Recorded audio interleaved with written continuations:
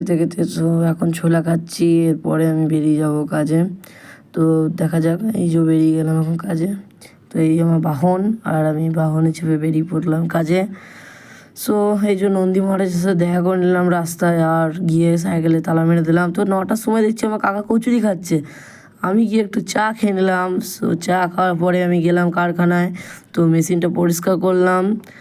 আর তারপরে ওপরে গেলাম, ওপরে গিয়ে দেখি ডোটির শরীর খারাপ ছিল কদিন খুব, আর এখন ঠিক আছে একটু। তো রোদের মধ্যে আমাকে ফুল তুলতে পাঠিয়ে দিয়েছে জেঠিমা।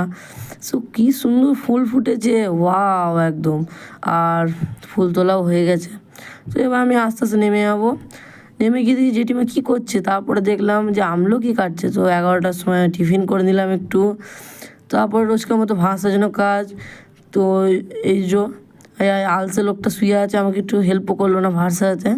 সো তারপরে আমি রওনা দিলাম বাড়ির উদ্দেশ্যে।